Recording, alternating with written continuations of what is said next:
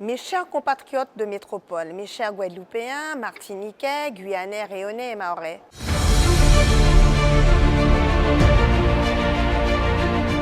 Étant agricultrice, je me suis rendue jeudi et vendredi dernier au Salon de l'agriculture. J'ai vu de la jeunesse, de l'enthousiasme, l'envie de bien faire. J'ai rencontré des éleveurs, des agriculteurs, des agro-transformateurs, des maraîchers passionnés et talentueux, ambitieux et engagés. J'ai vu et j'ai entendu l'inquiétude des paysans. Il faut savoir qu'à peu près le quart des exploitants agricoles seront à la retraite dans 10 ans. L'émergence d'une nouvelle génération d'exploitants sera l'un des défis majeurs à relever dans les années à venir. Le paysage agricole 2023 est pour moi un sujet d'inquiétude.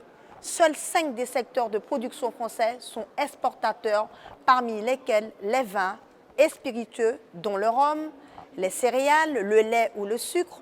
La plupart des productions de consommation quotidienne, porc, bœuf, fruits et légumes, sont très déficitaires. Nous importons massivement ce que nous consommons. C'est vrai en métropole, c'est aussi vrai dans la plupart de nos outre-mer. Notre perte de souveraineté dans ce domaine est alarmante. La France n'est plus aujourd'hui cette immense puissance agricole qui faisait notre fierté avant. Pour moi, la vision qui est promue ici dans les institutions européennes à Bruxelles est celle d'une agriculture toute tournée vers le bio. Moins utilisatrice d'engrais ou d'antibiotiques, je le dis, c'est une chimère. Il est absolument impossible de nourrir 8 milliards d'êtres humains en bio. Nous n'aurons pas suffisamment de terre et de bois. Moins d'intrants, pour moi, c'est moins de production européenne, donc plus d'importation.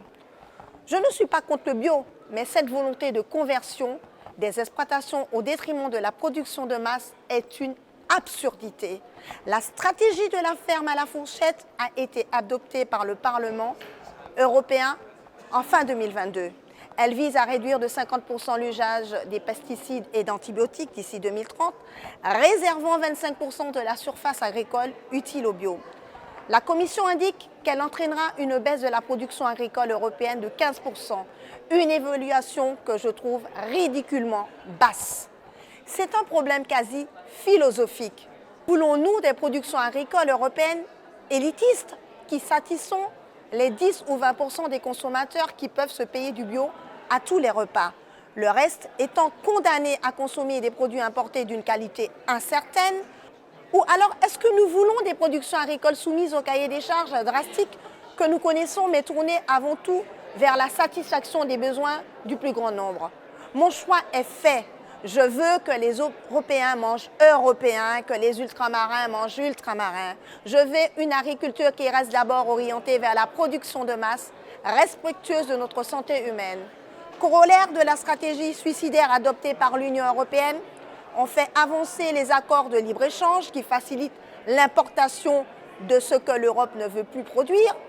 Ainsi, en est-il de l'accord avec le Mercosur, qui relèvera encore certains de nos quotas d'importation, dont le sucre, au détriment des producteurs de canne à sucre de la Guadeloupe, de la Martinique et de la Réunion.